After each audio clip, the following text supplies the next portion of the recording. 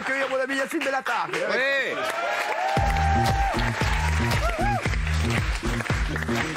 Bébé.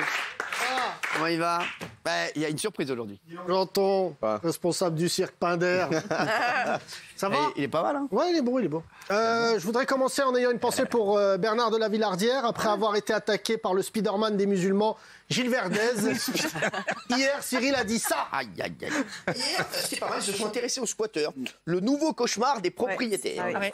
Et ils ont fait leur record de saison. 1,5 million 500 000. C'est ça. Donc voilà, il devrait en prendre conscience. Hein. Voilà, il n'est pas obligé de parler d'islam pour faire de l'audience. Hein. Je suis surtout dégoûté pour la production de son émission. Depuis 15 ans, il paye des billets d'avion pour aller voir des prostituées au Brésil, des djihadistes en Syrie, alors qu'ils font le meilleur score avec des squatteurs à Noailles. Hier, Cyril, vous avez aussi parlé des HPI, les gens à haut potentiel intellectuel. Regardez. Voilà, on vous aime. Alors, vous êtes un petit garçon, parce que le surdoué, c'est aussi un enfant. Ouais. Lui, il fait le sérieux à côté de moi, mais parce que lui, il est... C'est un enfant, lui, je sais. Voilà, mais on est des gosses, les surdoués. Ouais, c'est vrai. Donc, on dit ta gueule, connasse, des trucs comme ça, mais c'est le côté enfant. Un gamin. Et vous êtes un gamin. On vous adore parce que vous êtes un gosse, et puis les autres, ils vous détestent pour les mêmes raisons. Donc, vous voyez, le surdoué, c'est aussi... C'est une gamine, elle, dans le film. Mais c'est quoi cette nouvelle manie de vouloir détecter que son enfant est un génie? Les parents, calmez-vous. Moi, mes enfants sont pas au potentiel, déjà, parce que c'est mes enfants. Et surtout mon fils Adam Bellatar, qui regarde Choupi en mangeant ses crottes de nez et qui commence son repas par une mousse au chocolat. Quelque chose me dit que ça sera pas le prochain Thomas Pesquet, je vous le dis. L'ambiance est tendue en France en ce moment. Le climat est quasi guerrier. Hier, les chroniqueurs ont vécu ça de très près. Aujourd'hui, nous allons revenir sur la bataille du 3 mai, celle entre toi, Cyril, et Jean-Michel Blanquer. Voici donc un nouveau numéro de Baba Calypse. 3 mai 2021. Le général Baba Ier attaque le commandant Blanquer, chef d'état-major de l'EPS et des sciences nat. La France retient son souffle. Comment en est-on arrivé là? C'est ce que nous allons vous raconter dans ce nouveau numéro de Baba Calypse.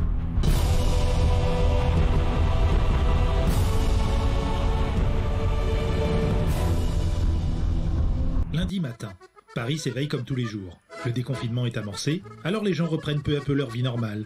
Personne ne s'attend à ce qui va se passer.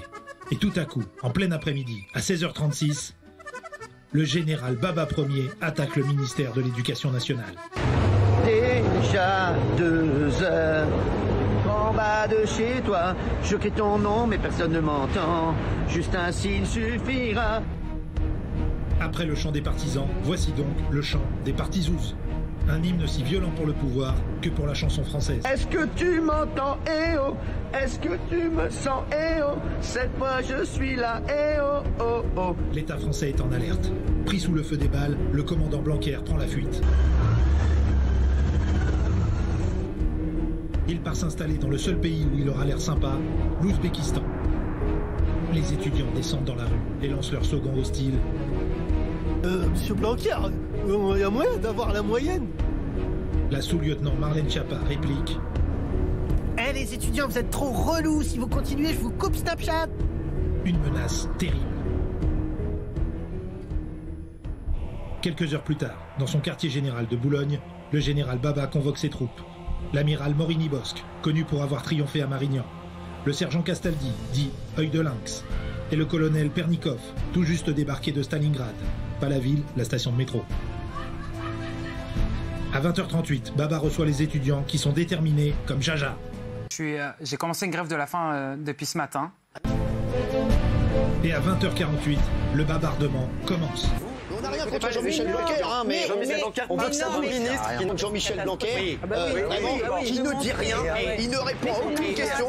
Là, il était encore sur Europe 1 à 18h, il a complètement pas parlé de ça. Mais c'est pas vrai, il va recevoir toutes les organisations. Mais c'est dans une semaine, les examens. Michel Blanquer, il dort. Je vous dis la vérité.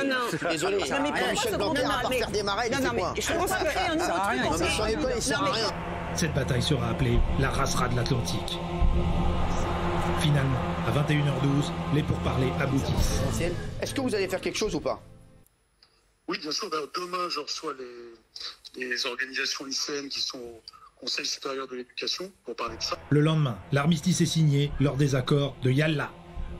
Avec comme arbitre la présidente du syndicat étudiant, Weshden, qui déclare aux deux parties... Allez réfléchir.